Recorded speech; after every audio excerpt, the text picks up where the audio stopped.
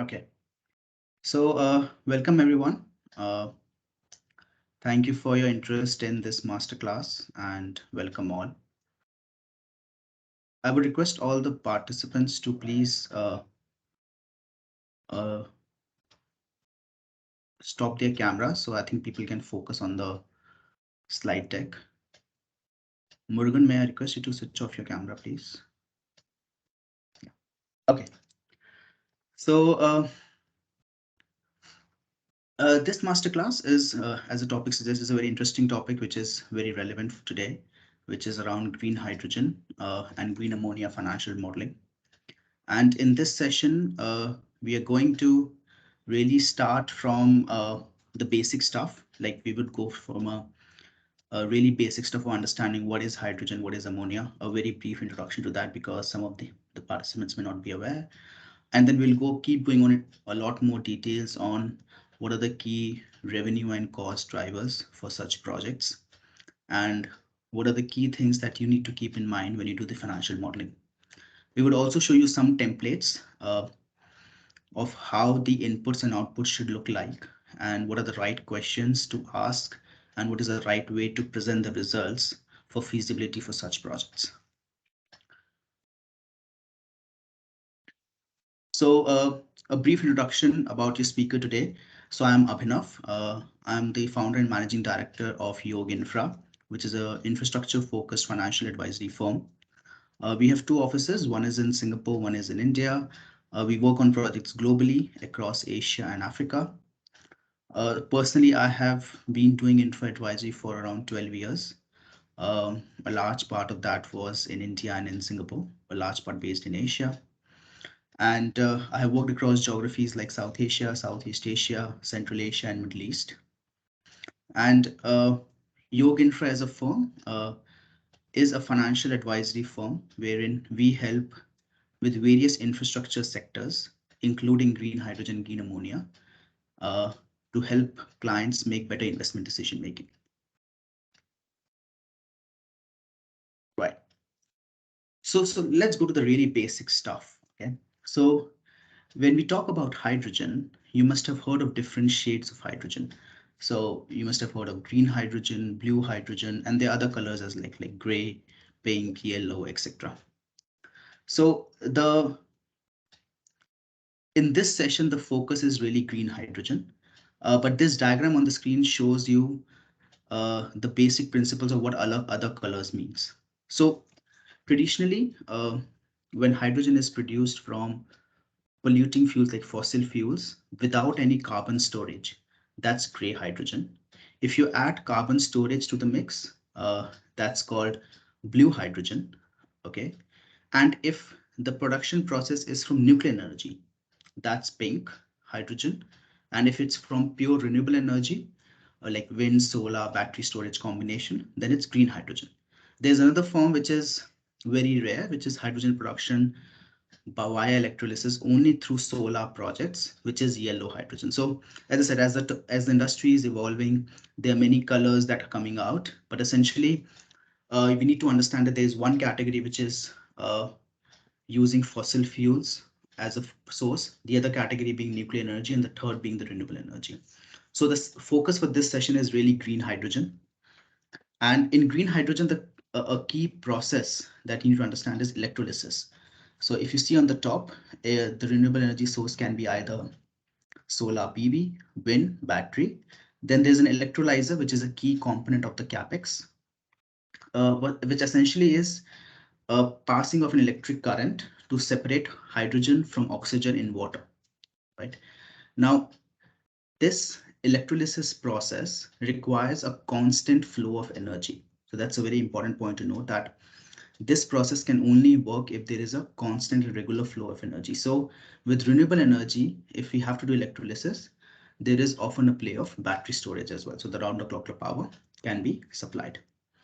In many cases, it is connected to the grid, meaning when there is not enough power from renewable energy sources, it is taken from the grid. And when there is enough, then there's excess power, it is sent back to the grid. And that's going to be the case study as well that we're going to discuss later today.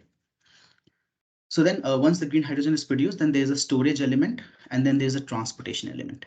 So very often when we talk about green hydrogen, people really focus on the production part, but equally important are the storage and transport value chain as well. And we are going to discuss those things as well in the session today because they are also very important cost drivers when we do financial modeling for such projects.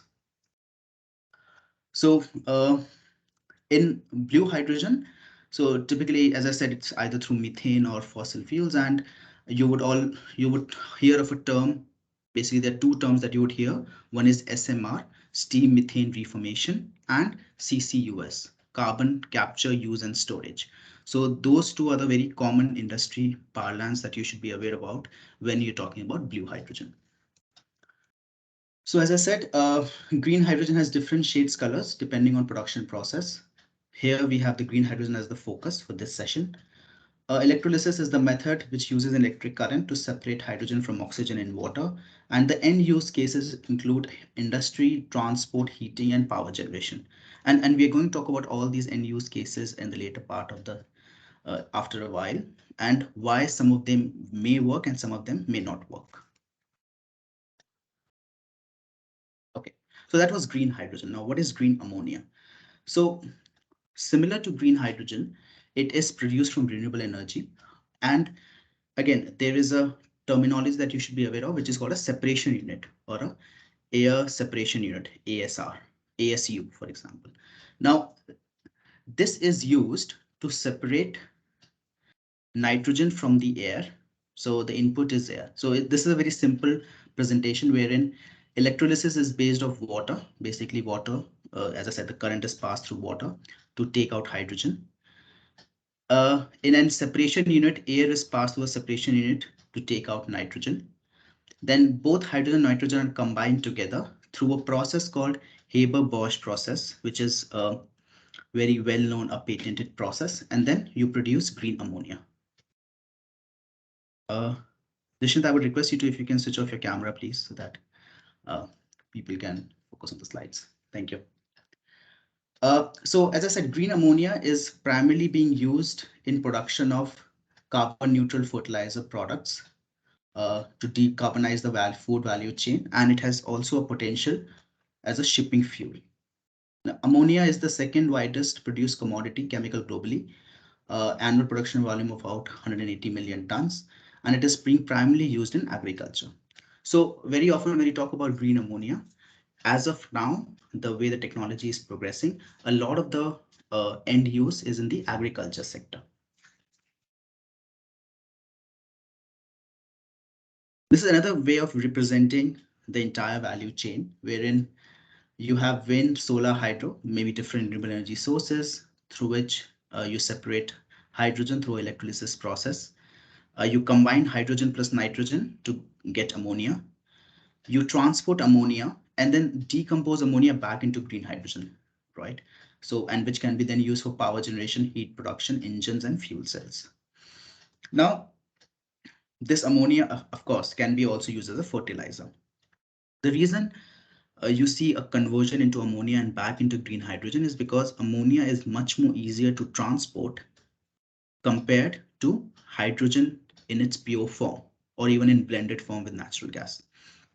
So if you are transporting through trucks or through shipping, so ammonia is the preferred way. But if you have pipeline networks available, then yes, it can be done through a blending with natural gas. So very shortly, we're going to talk about these transport methodologies as well.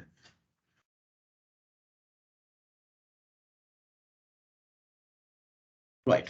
Now, this diagram is the same diagram that you saw in the last slide, but this gives you an idea of the various CapEx components for a hydrogen project. Now, when I say hydrogen project, what I'm referring to is from production, transport, storage, and end use.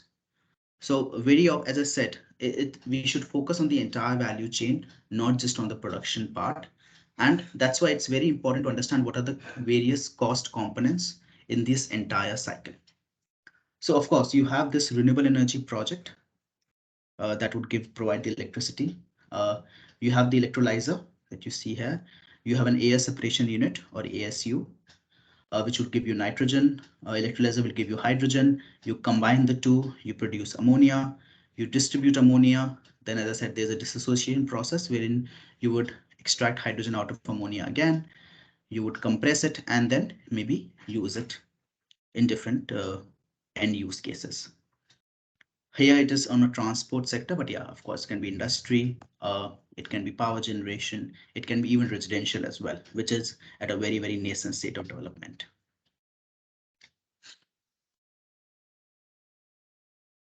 Uh,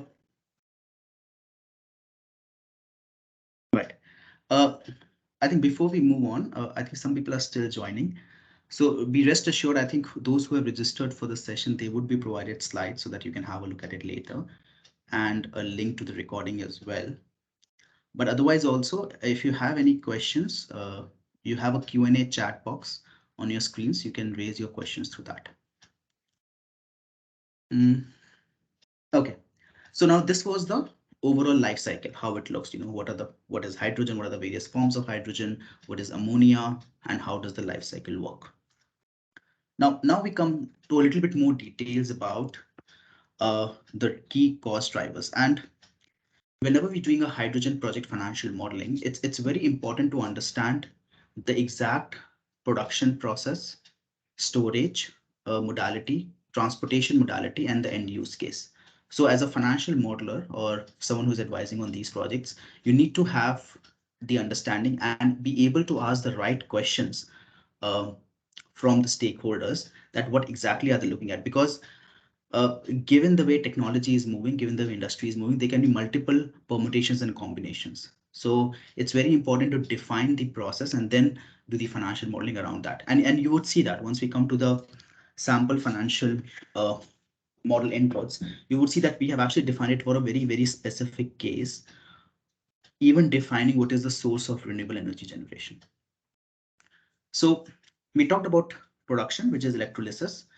Now, the electrolyzer, the cost of this electrolyzer is really dependent on technology. So you have three major technologies that are being used in the industry right now. One is alkaline, proton exchange membrane, and the third is solids oxide electrolyzers. The last one that you see, solid oxide electrolyzer, that's really in the demonstration stage right now.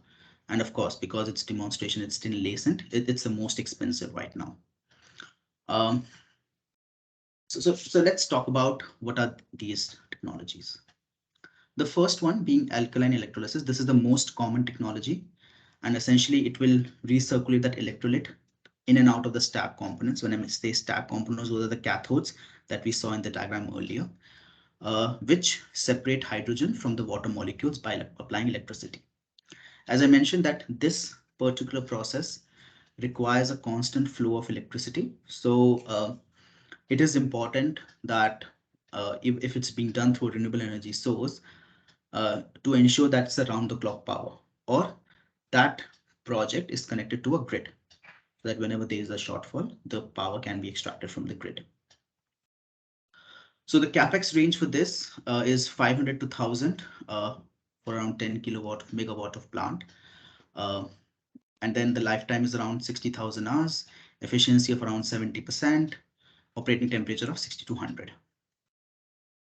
Then the other one is proton exchange membrane. This is a more advanced technology, again, electrolyzer technology, which has a slightly higher efficiency compared to the first process, and a higher production rate as well. So here, instead of the cathodes that we talked about, or the stack membranes that we talked about, you use a membrane, which is a solid membrane, which separates the hydrogen out of the electrolyte or the water. And here the advantage is that this particular technology doesn't require constant flow, and it can be operated in different pressure bars as well. So in terms of costing that you would see around for this technology, it's 700 to 1400 US dollars per kilowatt. Again, these are very wide range of numbers, and the costs really depend on a particular location or a particular project. But yes, if you see someone telling you a cost of alkaline electronics in the range of 2000 or 2500, you should be able to tell them, no, this doesn't make sense, right? So that's why it's very important to understand what is an indicative range of these processes so that you can factor them very properly as a cost driver in your financial model. Okay, so we talked about the production, right? And again, I think this is one of the most widely explored topics right now. There's a lot of knowledge around electrolysis, there's a lot of knowledge about production, and usually the stakeholders who are either developing the project, who are financing the project, they should be able to tell you a lot of details around that. Now, the next stage comes about storage. So hydrogen can be stored in different forms. So one is the gaseous form, liquid or solid state form, and each one has a different cost implication and a different storage methodology as well. Uh, so okay, and before we go to storage, it's always important to understand that how hydrogen is different from other elements that are being stored or other energy sources. So typically, if you see around the world, you would have energy sources like gasoline or petrol, diesel. You would have natural gas or liquid, or as I call liquefied natural gas, etc. So compared to all the fuels, right, hydrogen as a as an element requires a lot more storage space because it is a very low density element. So the density of hydrogen, and I think we have some numbers here as well, but it is approximately 10 times less compared to a petrol or a diesel, and it is much more heavier element as well. So that's why the same containers, for example, that we are using for transporting liquefied natural gas or petrol, we'll have to upgrade those, or we have to modify those so that they can carry hydrogen. So it's not a very simple uh, adoption process. So we need to retrofit, or we need to update those containers or those transportation pipelines so that hydrogen can be carried through them. Uh, so to reduce the storage volume, so if you want to reduce the storage volume, you need either high pressure or low temperature or both, right? So as I said, to withstand the higher storage pressures, we need specially constructed vessels that are many times heavier and more expensive compared to you have the simple tanks for petrol and diesel. Again, when you talk about low temperatures, right, it means that a refrigeration is required. Now, refrigeration itself has a something called an energy penalty, meaning to be able to refrigerate hydrogen, it means that you need to have more electricity to provide that refrigeration. So there's a consumption of more electricity. So that's the energy penalty. So in reality, that is another cost that you have to take into account when you do the financial modeling for these projects, because that's another cost driver. So and that's why you have to, like, when you take out these financial models or when you do the financial feasibility, it's very important to understand that on an overall basis whether project economics work or not. So now the forms of storage. So in the gaseous form, as I mentioned, it requires high pressures of around 300 bar, and this is because of hydrogen's low density, 10 times lighter than methane. And if you want to store as a liquid, it must be cooled between below minus 250 degrees Celsius, which is 80 degrees Celsius lower than LNG. So which means energy penalty because of refrigeration costs. So in principle, hydrogen can also be stored in pure form or as compressed gas or liquid in variant hydrogen carriers such as ammonia or methanol. So that's where we come into the earlier part of the presentation. We talked about conversion from hydrogen into ammonia, transportation as an ammonia, and then dissociation or extraction out of ammonia of the hydrogen element and then use into different end use cases. But understand, even this process makes it easier to store and transport, but there's a conversion involved in the two end stages, and so there's the conversion losses, there are conversion costs which need to be taken into account as well when you're building these financial feasibility models. So I think that's the next point. As mentioned, it is important to note that conversion requires significant energy input with energy losses up to 11% for compression and decompression processes, and up to 75% if converted into ammonia and then to hydrogen. So there might be a lot of energy losses as well in this process. So although this is a theoretically this is a mode of transport that has been provided, but usually if it's converted into ammonia, um, it's a very high chance that the ammonia itself is being used, the green ammonia itself is being used as an for end use of agriculture or other industries, rather than converting back into hydrogen.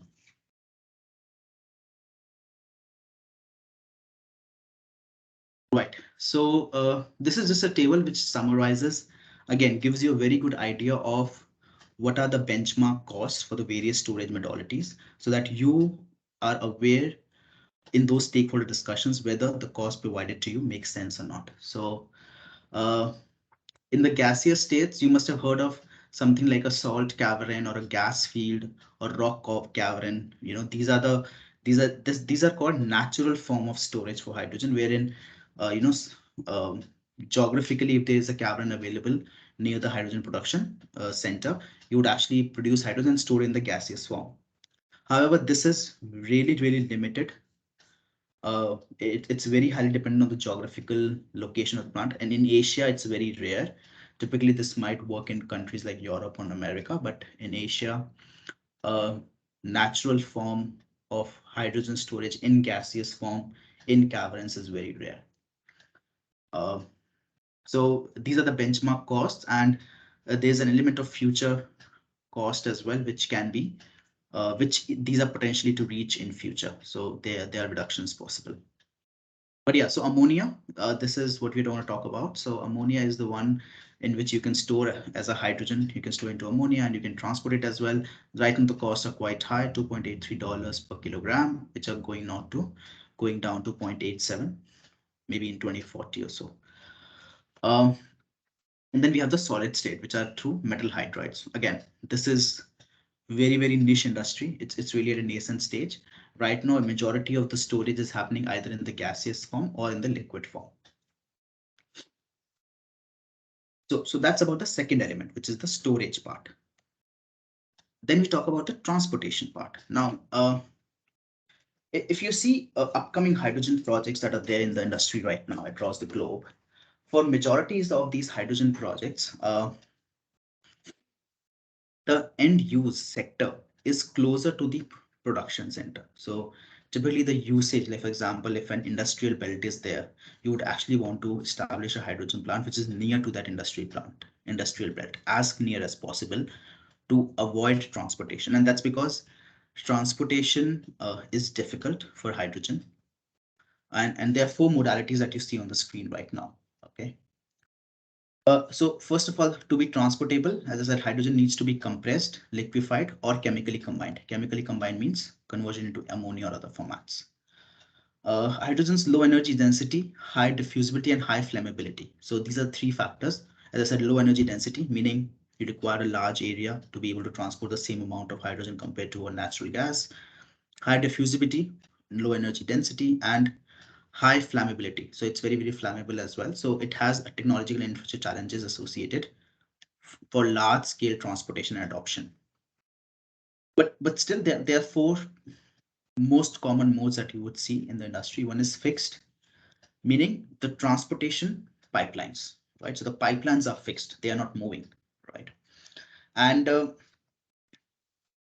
this is primarily these pipelines would either primarily carry pure hydrogen or blended hydrogen, or they would be new pipelines. So even if in pipeline there are variations, so one way is that you build a fresh new pipeline for transporting hydrogen, which is parallel to the natural gas pipeline network that you already have, but that is more expensive. The other way is that you use the existing natural gas pipeline, but you refurbish it so that it can withstand the pressures and the density required for hydrogen transport. The third way is that you don't do any modification, but you blend hydrogen within natural gas. So the natural gas pipelines that are there in the industry right now, the 48 centimeter inch, 48 centimeter pipe, that's the standard industry practice. That pipe should carry a natural gas which is blended approximately with 5 to 15% of hydrogen. And then at the end use, then you extract hydrogen out of that natural gas. So that's one way. Uh, then the second part is marine storage and handling terminals in ports. So these are very similar to something you must have heard of for LNG, which is called FSRU. So these are very similar terminals that are designed for hydrogen carriers or hydrogen transportation near to the port with an associated pipeline infrastructure. The third part is shipping. Uh, so of course, you use ships, and the first vehicle for shipping that was commissioned was in 2019, which carried hydrogen from Australia to Japan. That was the first. And I think South Korea is also now developing a vessel to be able to transport hydrogen. And Indian distribution, so either through truck loading, rail, barges, hubs, etc., through containers and everything. But of course, all these things need to be repurposed so that they can carry hydrogen. So again, coming back to why we're talking about this is because when you are doing financial feasibility, you have to pinpoint through a very extensive stakeholder discussions that what exactly mode of transportation is in mind for that particular project. Because if it's a pipeline network which is already established, then the costs are really low. But if it's something that you have to do as an inland distribution, then you need trucks. Who is providing those trucks? Is it on the project itself, the project SPV itself? And according to those costs need to be taken into account as well. So any guesses which one is the most common transportation method right now in the industry? Any guesses from the participants out of the four? You can type in the chat box. Yeah.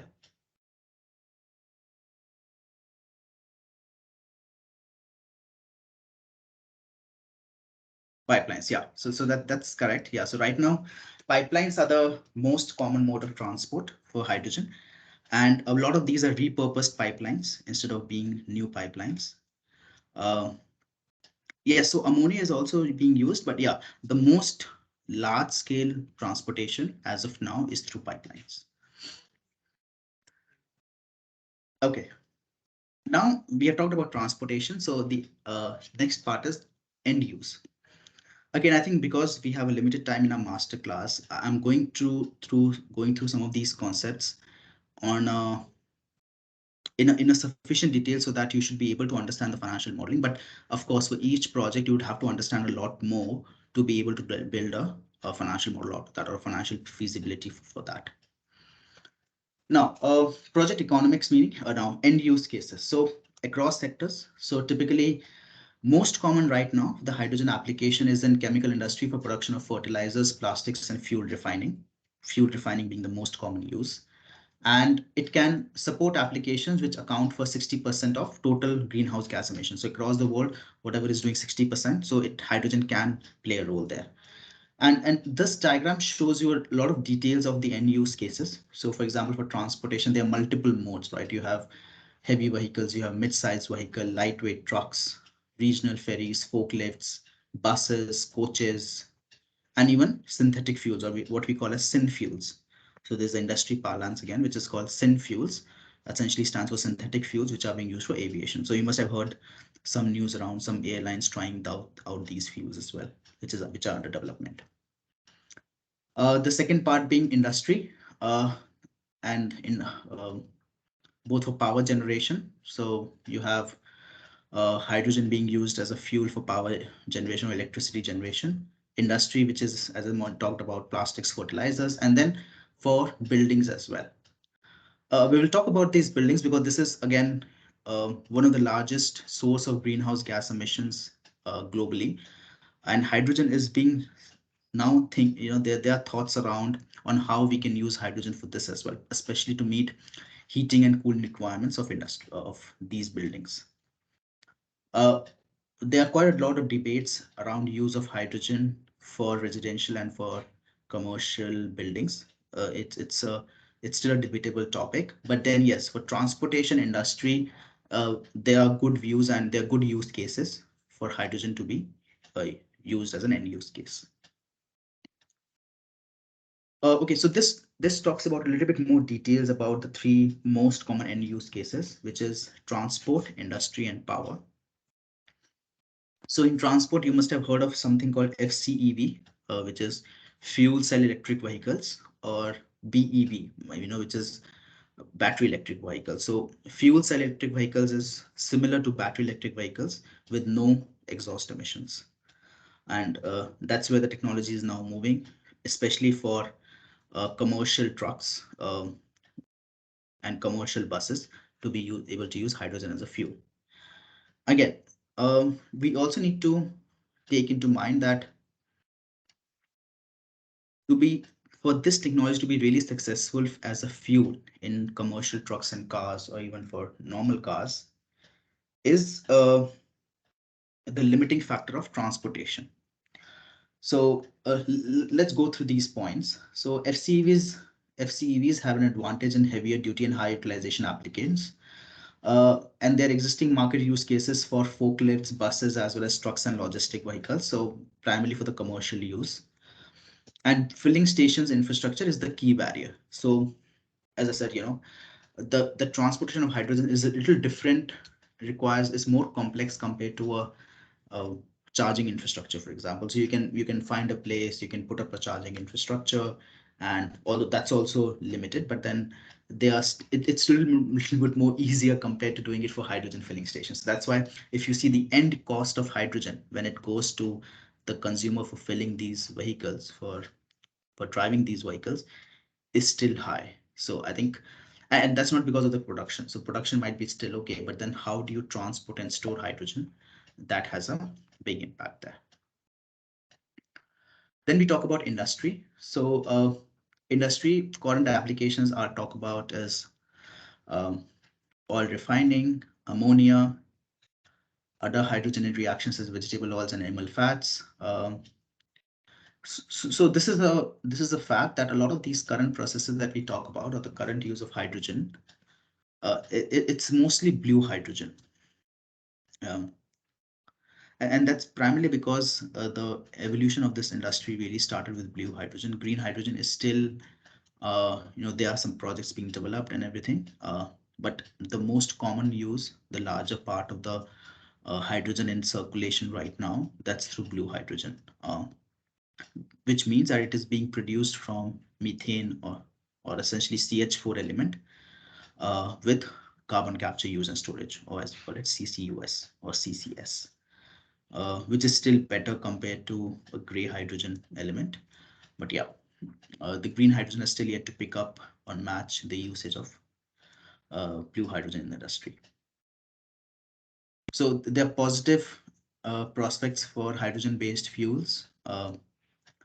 And then the last point says that yes, it can form ammonia, as we talked about green ammonia, which then can be used for agriculture and for the industry.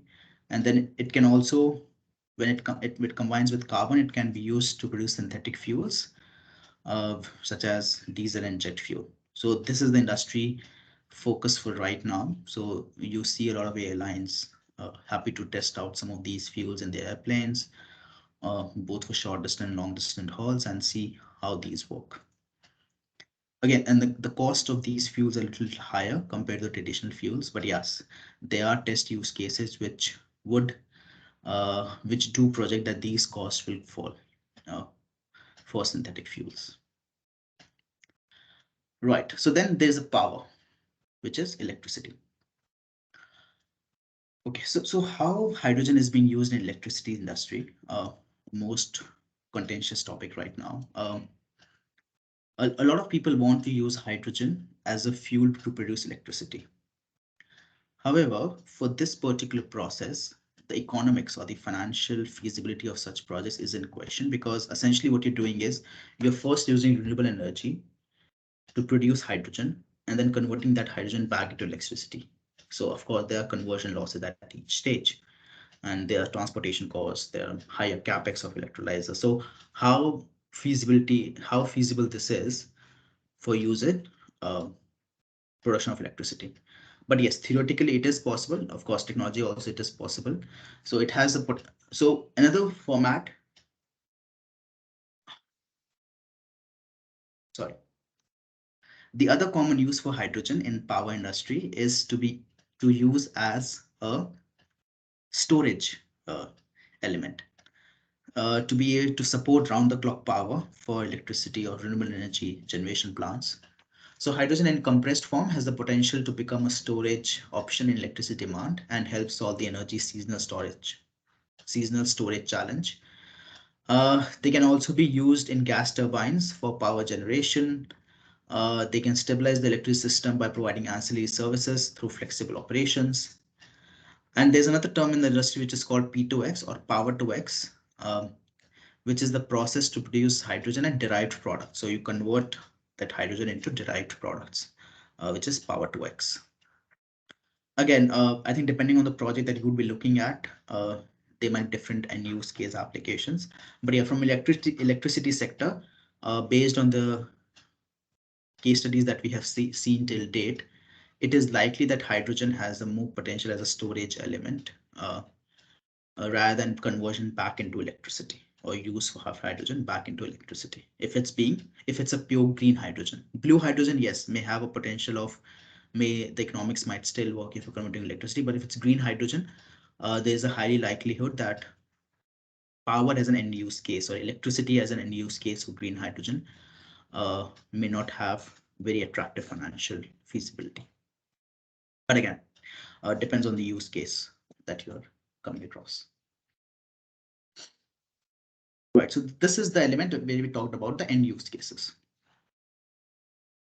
So just a very short recap. So we talked about how it is being produced, how it is storage, how it is being transported, and what is the end use case. Now, when you talk about financial feasibility or financial modeling for such projects, you need to be very, very careful, and basically you need to go into a lot of details and know the right questions to ask from your stakeholders, that what are, for a particular project, what are these four elements broadly, and then build a financial model around that. Because if you try to build a very generic financial model without consideration of these factors, in fact, without consideration to the entire value chain, if you only focus on the production part and not in the entire value chain, then you don't get the full picture. So, and I think that's what we have seen in the industry very commonly. Like even if you go to lenders, if you talk to banks, if you talk to developers, a lot of the time and focus is on production, which is good. People understand the production process really well, but equal time needs to be spent on storage, transportation, and use case as well. So to give you a simple example, if there's a hydrogen, if the hydrogen is transported through trucks, so who is responsible for procuring those trucks? Similarly, if the end use case is, again, commercial trucks as a hydrogen fuel, then what is the demand? Where are those filling stations? Whether there's enough uptake or not? What is the end sale or point of hydrogen for these trucks? And how does it compare to the gasoline prices in that region or electricity price in those regions? I think those in the studies and those understanding need to be imparted when we talk to these stakeholders, so that we have the right model for them, or the right financial feasibility for them. So in this session, we talk about a particular case study. And the reason this is very specific is because the financial model has been designed to this very specific case study, which is offshore wind to green ammonia. So this is an example, and the diagrammatic representation will show you what's happening in the process. So my recommendation is that if you're doing any financial feasibility or modeling exercise for any hydrogen projects, it's always good to map the production, storage, transport, and end use case processes. So like, for example, here you see the production process being mapped. It's not very difficult. You can use very simple diagrammatic flow charts and everything to map this out, but at least it will give you a very good idea of whether you're missing out something or not when you're building the financial models for these projects. Right, so this example is based on a certain tonnage of ammonia per day plant, and it reflects offshore and wind energy. So you have this wind turbine, which are around available for around 45 to 50% of what do you call a CUF, or capacity utilization factor. And they're below components. There's an electrolyzer.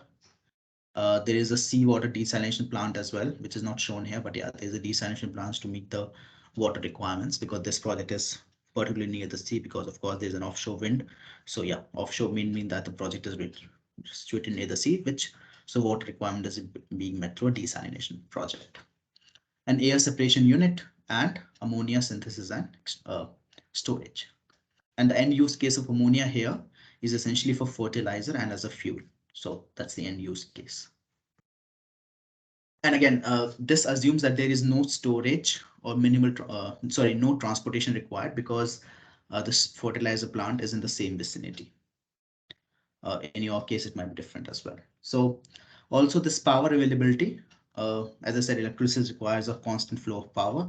So here the power availability is being balanced through the utility grid, which you see here, which means that whenever the wind power is insufficient for the plant, the energy is being purchased from the grid, and when the excess wind power is generated, it is being sold back to the grid. So that's how the mechanics work for this project. So what are the technical inputs and the key capital costs here? So this is the overall summary. So you should have the nameplate capacity, or the, sorry for the spelling error here, but it's the capacity.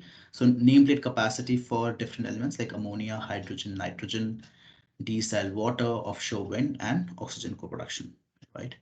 And then there's this capital cost for the elements, meaning turbines, desalination plant, electrolyzer, air separation, ammonia synthesis, and ammonia storage. So all these elements you would also see here: wind turbines, electrolyzer, compression, air separation, ammonia reactor. So this, as I said, these kinds of diagrams of the process would help you to understand what are the various components. And now these are the overall cost, right? So depending on the project that you're doing, the stakeholder, the developer, or the lender may provide you with these high level inputs, or they may go into detailed breakdown, right? So as an example, there can be detailed breakdown for various components of these capital cost. So for an electrolyzer, for example, this would look something like this. There would be stacks, which are the cathodes, for example, and then you have the balance of plant breakdown, hydrogen gas management system, oxygen gas management system, water delivery management system, thermal management system, electronics, control sensors, mechanical balance of plant, any other items, and then a decommissioning or residual value after the project life. Again, I can't claim to be a technical expert, but these are the things that you should ask the stakeholders as well, that what are the various components. So one is the overall component, and the other part is that are all these costs or the breakdown of these costs being taken into account when you talk about the overall figure. So it's very important to have that conversation. And this should go in your financial models, because if there are details available, then we should have those details in the model as well. So that's about the capital costs. Right. Then we have the fixed OPEX. So of course, the fixed OPEX, meaning that this is fixed for per annum. There might be certain inflation, but yeah, these do not vary based on production or usage of materials. So fixed OPEX for wind turbines, for desalination again. So this table that you see, the OPEX table, it would be very closely matched with your CAPEX table in the model. So again, what essentially this fixed component entails is some of these examples are listed here. So labor cost, which is fixed, G&A, licensing, permits, fees, property taxes, rent, material costs, production maintenance and repairs, and other fixed O&M costs. Again, these may be provided for each one of these components, or it is a possibility that you have a fixed O&M for each of these components on a broad level, plus other fixed costs as well, like your salaries, etc. So they can be both ways possible. Typically, what you have is in most industry projects that we have seen, typically you would have a fixed component on a broad component wise, and the detailed breakdown for each one of these, because very often hydrogen projects are a combination of multiple things. So for each, and then they're optimized, there might be some optimization at overall level. So you would have component wise numbers available to you, because they are different pieces which are put together for this project. Uh, so that's a fixed OPEX part. And then you have the variable OPEX, which essentially, so for this particular case study that we talked about, offshore wind to green ammonia. So these are some of the components that you should see. So for freight and insurance, if any, In this case, there is no none nil. For sales, so this is what are the sales in tons per year. So this is actually a revenue driver. I think should come on the next slide, but that's fine. Then electricity purchased from the grid. So as I mentioned, that this is a project which is connected to the grid. So if there is power being purchased from the grid, how much is that? What is the power sold, if any, in the periods of excess generation? What is the purchase price? What is the sales price, which offsets each other? Price of oxygen cogeneration. What is the hydrogen produced per ton, NH3? So basically, how much hydrogen is being produced, and then tax credit, if any. So and capital incentives.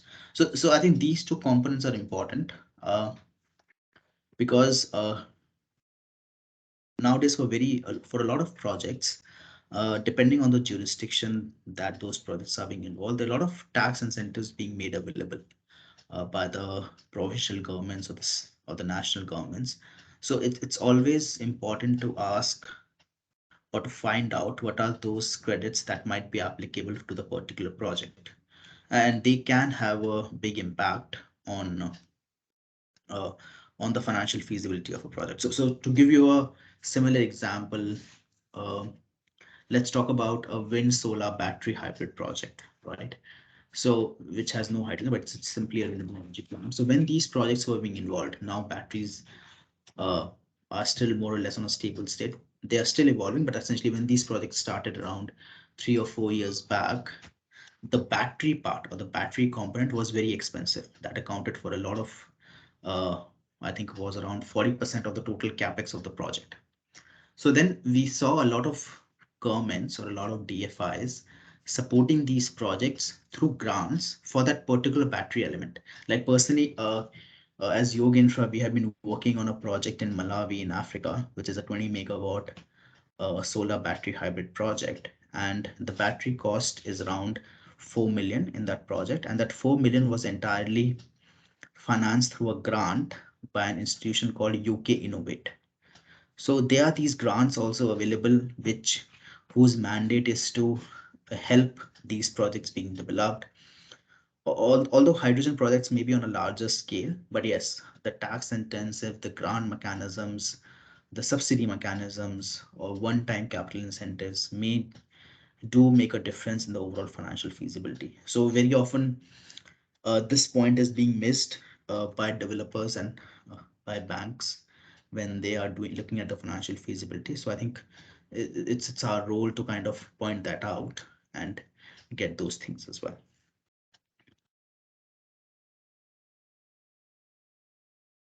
Right. And the next part is the revenue and the sales. So how should that look like?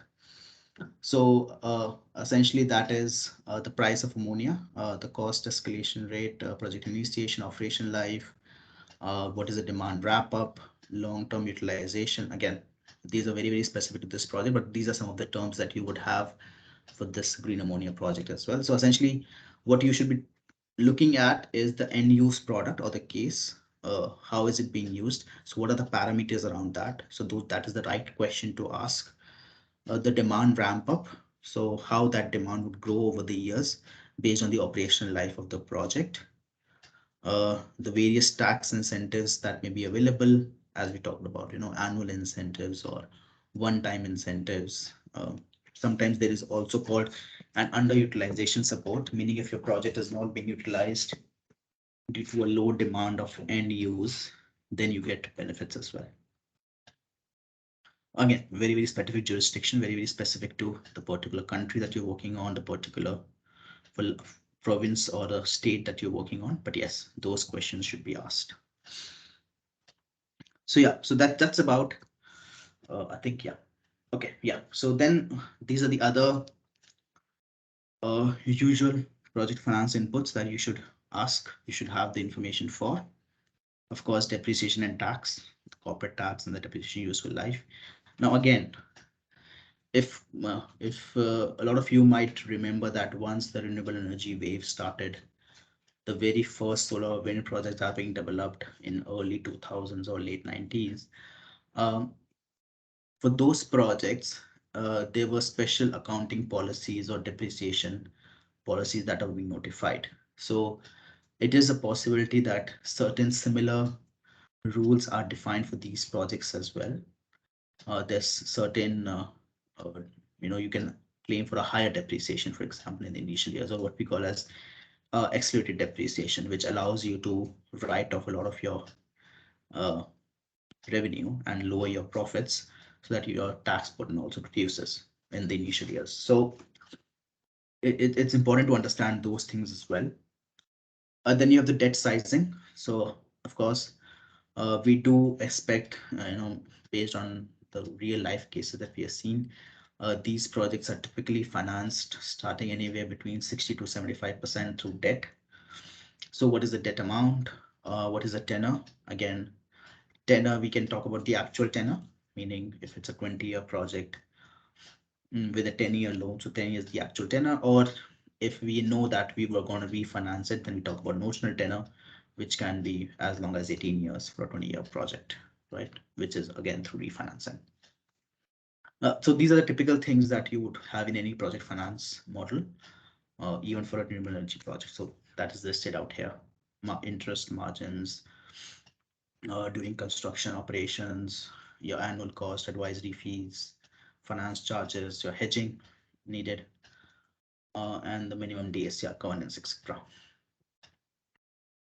Uh, so hedging costs a little bit tricky for these projects because right now the projects that are being developed, there is not a signed offtake agreement. Basically, the government is not doing the offtake right now. It's more the industry where the developer is responsible to find the end use case, right? It's not like for renewable energy projects, government saying, yeah, I am buying 300 megawatt or 1000 megawatt of your power, right? So just give it to me, which is a signed PPA agreement. So hedging becomes much more easier.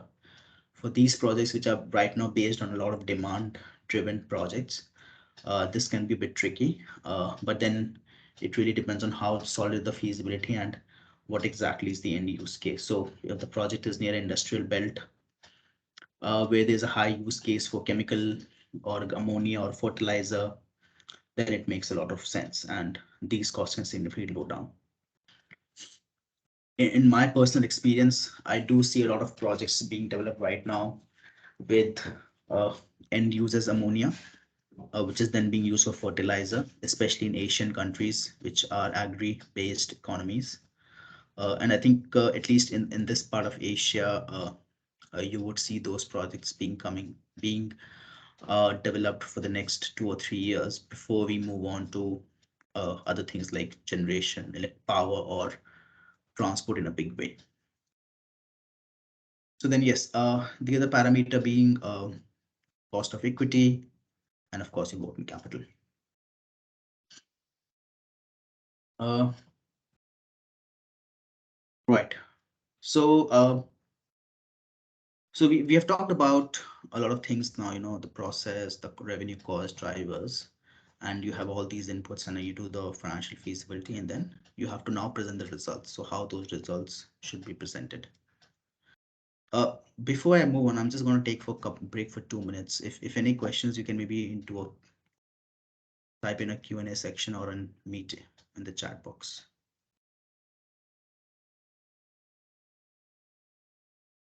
Or if you want me to slow down or go fast. Okay, so I think silence means I hope people are understanding, and it's not the other way around that everything is going above the head. Uh, but yeah, okay. Yes, if there's a question, please, Dushyant, you can type in the chat box, please. Yeah.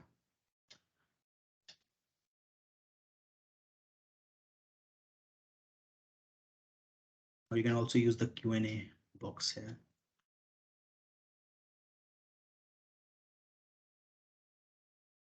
Okay, so in slide 21, can some ballpark figures of all the headings be provided? Uh, so I think Ramprasad, this may not be the right question to ask because these figures, like initial part of the presentation was all about the various technologies and the various storage, right? So it's really, really dependent on the project. The case study that I showed is for actually a project in Taiwan, where offshore wind is much more developed. So those figures may not be applicable to your geography, for example, India. So I think at this point in time, it's more important to have this information, like have the key heading items ready with you when you discuss with stakeholders, rather than having the figures in your mind. So I think from a technology perspective, like I said, for transportation this is the cost, for electrolysis this is the usual cost. So I think those figures you should know, but then the overall project cost is really, really different. What is the percentage of blue hydrogen in India?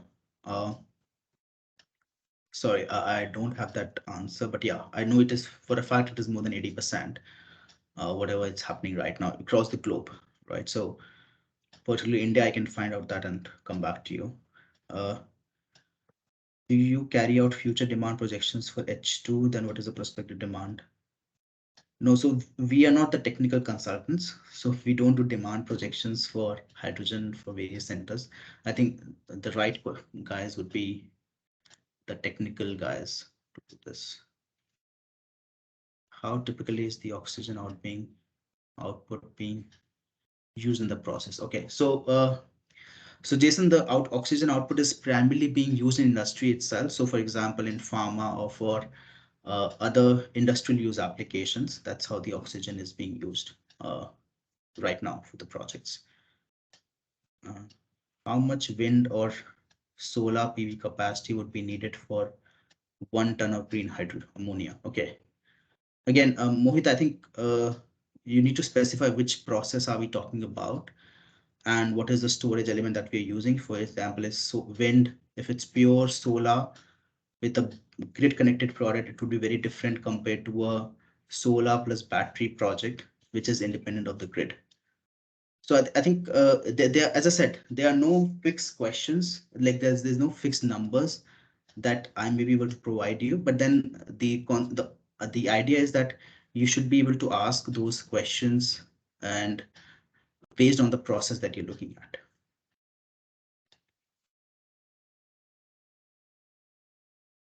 Okay. Right. So let's move on to the next section, which talks about results. So again, uh, it, it's very important to present the results in the right manner for these projects to the various stakeholders, because that gives a lot of different impression. And for, besides a simple IRR calculation, it's also very important to focus on the complete picture for the stakeholders, that they should be able to uh, get the whole picture. So the best way, in my view, to do that is through this diagram. So again, this is for the same case that we're talking about, offshore wind to green ammonia. So just ignore the figures. This is just from a sample financial model. But then essentially, this talks about every sort of cash flow that the project would have, right? Each key item. And a good way to look at this is that anything which contributes, which makes a difference of 5% or 10% in the overall cash item, that should be included in this kind of a chart. And the reason this chart is important is because this is also helps the reader or the user of the financial model to understand that are we considering the entire thing or the entire value chain in the project or not. So debt equity, of course, so sales, tax losses, oxygen sales, dividends paid, fixed OPEX, wind turbines, electricity from grid, interest repayment, variable OPEX. As I said, all the things should be mapped out to the, my general rule of thumb is that anything which has which contributes to a 5% of the total cash flow, we usually map this out because that makes a difference in the entire thing and the user can get a very good idea. So that's one way. And this is a very simple graph, not very hard to make. It's just a cumulative total number over the project life, cumulative cash flows over the total project life. Uh, again, the other way to present this number, some people also use a methodology which is called levelized cost methodology, wherein what you would do is you would actually get all these costs on a per unit basis. The challenge I find with that is that it's you can't find a common unit of denominator for all these cash flows. People might use per kilowatt hour for renewable energy projects, for example. For these projects might be per kilogram or per ton. But again, these can be some, this may be helpful to see the buildup of a total like end use of ammonia. That was the buildup of electricity, was the build of electrolyzer cost. So how that builds up the overall cost. So that's also one way to present that, uh, along with this cumulative cash flow methodology. And of course, besides that, you have the usual income statement. So yeah, like ammonia sales, grid sales, oxygen sales. So that's a revenue source. In this case, the operating expenses would be the cost of electricity from the grid, variable OPEX, feedstock utilities, fixed OPEX, operating expenses. Again, I have assumed that all the cost of electrolyzer, desalination, air separation unit, all those costs and the fixed element is covered in fixed OPEX. We use a single number. Similarly, a cost. This is really the summary financial statements that you would present out of the financial model. And then the usual things, right? EBIT, interest cost, EBITDA, interest cost, and depreciation, taxable income, taxes, and VAT. Then the cash flow. Again, the methodology that we used for cash flow formation is really focused on the investing activities. So you see there's a breakdown of how these are of various components here. This is the same breakdown that you saw for the capex, and the reason for that is because essentially these may be at different points in time over the project. It can be a phased expenditure, so that's one. And also people are very interested to know essentially what is the component, or what is the what is the percentage of desalination, for example, in the entire capital cost. So what is the percentage of electrolyzer in the entire capital cost? So I think that becomes an interesting way of presenting those results as well. So either we do it here, or we can also use a similar diagrammatic representation of the capital cost breakdown. So I think I recommend that as well, because for a complex project which has multiple moving components and multiple parts, this might be a good information to present as well.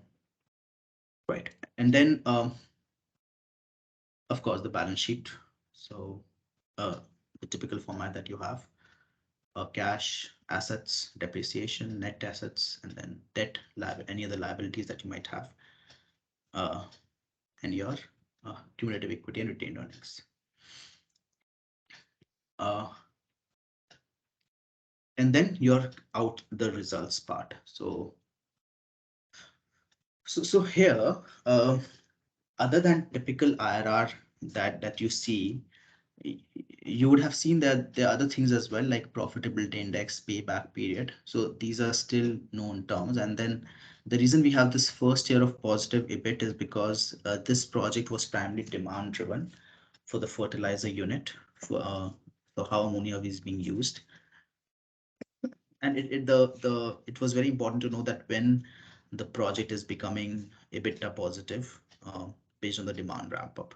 So again, this is very specific to this project, wherein the demand ramp up had an important role to play in the project economics. So the message that I want to give to all is that, okay, besides the usual IR and NPV, we need to see that what are the key factors which may impact the financial economics or the project economics, and then try to find some parameters around that which can give the users a good idea. Of course, you have your usual sensitivity and scenario analysis tables that you can prepare. However, they may often become very cluttered with a lot of scenarios, especially for more complex projects. So it's good to have certain outputs which are very tailored to this particular project. And then your sources and users of funds on an overall summary. Again, the reason we have provided grants here, because based on the industry evolution that we are seeing and based on the projects that we are seeing, grants do have an important role to play. They should not be ignored. uh, these questions about grants, they need to be explored by all the stakeholders so that the overall project economics makes sense, right? So yeah, so this is the results part, and I think yeah, so that's really the end of the session. So as I said, this session is all about all the participants to be able to model these projects in a very fruitful manner. Uh, I thank you again for all your time to to be a part of the session. We still have some time, so for questions, so we can spend maybe next 10 minutes if anyone has a question. We can either use the Q&A chat box or the chat system to ask questions, I think.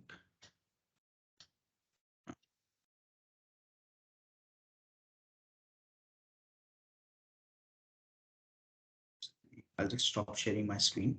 Yeah, so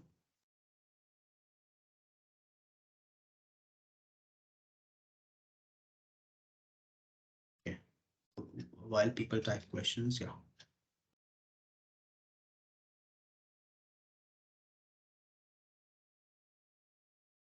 Okay, so we do have a lot of questions coming in.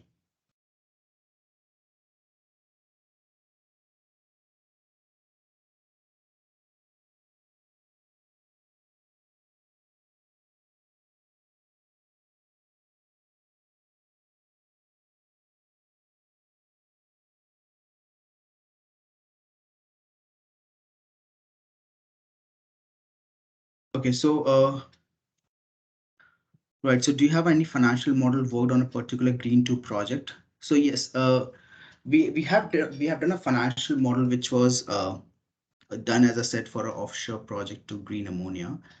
This was a test case that was being developed. It was a financial feasibility model, and we have used the same one for this. How long is the typical project lifetime? So the typical project lifetime, what we have seen is it's upward of 30 years.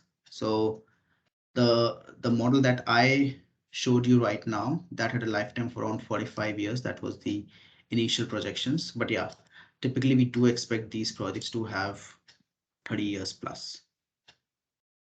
So Pavitra, as you have just given the outline, yes, we expected typical values for 10 megawatt ammonia project. Okay, so sure, I think after this call, we can share you some of the typical values for projects, of course, in a range manner. Uh, can you share the numbers that you have worked on for a financial feasibility project? So yeah, I think a lot of the information that we used was actually client confidential information for that particular project. But yes, do have industry benchmarks available. So I think after this session, we will send you those typical values for uh, especially for green ammonia and green hydrogen projects, the typical components. Okay, Jason, how about equipment replacement or argument? Sorry, Jason, can you expand on your question?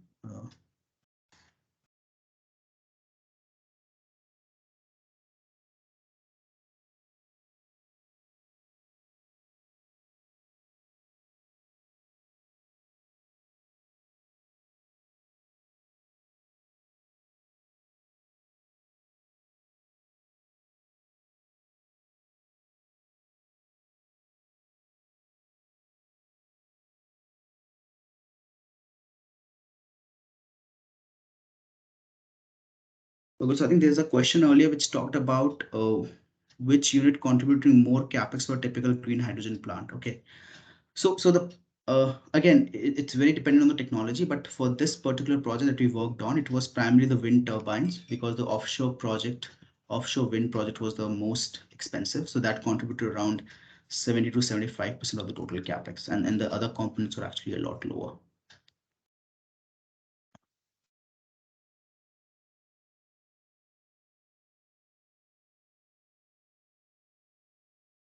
Can you please share the presentation in Excel? Yeah, of course. So we will send you the presentation file uh, for everyone who is there. Yeah. In the green H2 market, we could hear all about future capacity production requirement, but the industry is struggling to understand the time and the investment per gigawatt to produce 1 MMT of green hydrogen. Uh, so I think yes, that's because essentially for the green hydrogen plant as well as I mentioned earlier, Pavitra, a lot of the people are really focused on the production part, uh, and very few people ask the right questions in terms of uh, the demand centers, etc.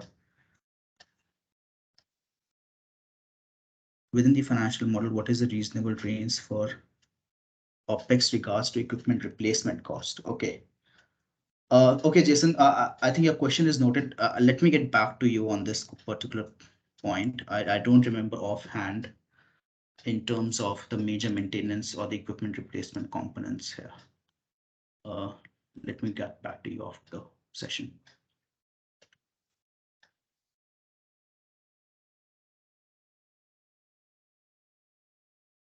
Uh,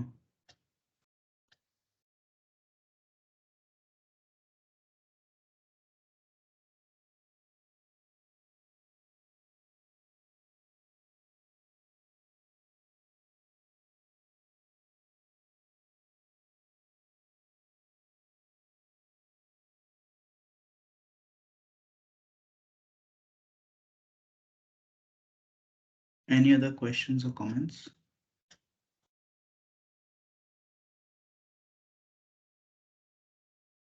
Yeah, of course. So I think I think a lot of people are asking with questions and ballpark figures. So yeah, I think that's fine. These figures are not very hard to find on the reports. Plus, please, you should understand our position as well. We really can't share client confidential information with you. But yes, definitely we will help you with some figures, which should help you to plan for your future projects as well. But again, they come with a caveat that this is really for a particular technology, particular production process, and they may different. Will it be possible to provide you some Excel-based templates? Ramprasad, there is no standard Excel-based template, and someone who can claim that there is a template to do a modeling exercise, I think I would find it very odd and surprising because particularly hydrogen projects. So solar is a more advanced technology there, which has standard templates might be applicable, but for these may not be there.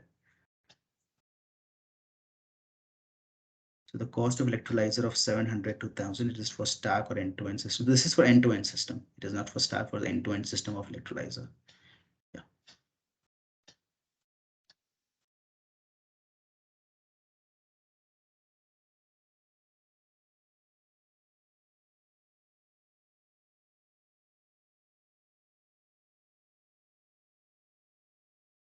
Right. So at present, we don't see a demand for green hydrogen ammonia. So the business seems risky as of today. Please give your opinion. Okay. Um, right. So as I said, right, the this is like, for example, this is a very debatable topic in terms of demand. See, personally, what I have seen, uh, there are a lot of people who even advocate the use of hydrogen for power generation or for electricity as well, right? Which personally, in my view, does not make a lot of sense. But people do disagree, right? Similarly, in terms of demand for green hydrogen and ammonia, it's just that what we the reason that this industry is levitating or is growing at a much faster scale is because the clean energy transition is a very big agenda right now. There's a lot of money that is flowing into these projects. So there are there are definitely end use cases for green ammonia, green hydrogen. They are it's not like they're not there, but it's just that have people really thought about the planning on how these would be stored and transported besides production? So what I feel, in my opinion, in my personal opinion, is that there is a lack of thinking of the entire value chain. Whomever limited that you people do understand about this industry is more on the production process. But yes, the storage, the transportation are equal important elements. Yeah.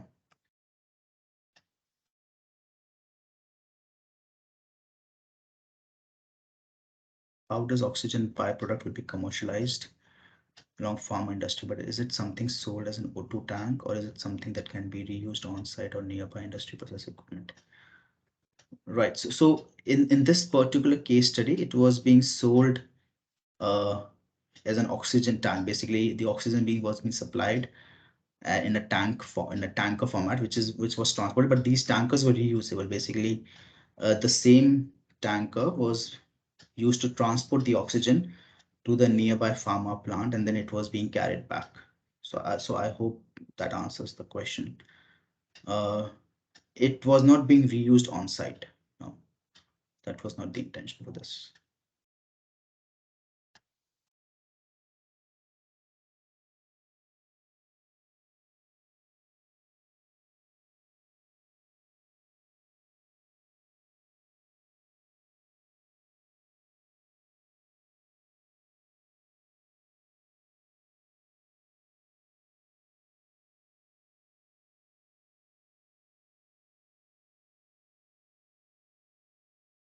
Any thoughts on the water supply?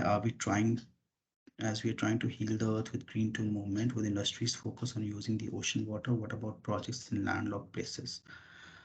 Um, okay, a very interesting question. Uh, see, you need to understand that water supply is important for, of course, for hydrogen projects, but then typically the desalination element of using ocean water for these projects has a very something similar what we call as energy penalty, because you need to spend electricity to produce desalinated water as well, to for it to be used for these places. And in landlocked places, this is this is really I'm not the right person to ask that question, because this is I have not seen any project in landlocked place right now. I know there was one project being done in Oman, but I think that's also being used through seawater or the nearby sea. It's not using any other natural water supply. What is the total installed capacity? Installed cost of green ammonia and green hydrogen plant. What is the capacity? Okay, so this was a 3,000. I think it. So this particular project. Okay, I think a lot of the questions are being asked for a typical project. So this was a 300 ton per day, 300 uh, NH3 per day plant that we worked on. Uh,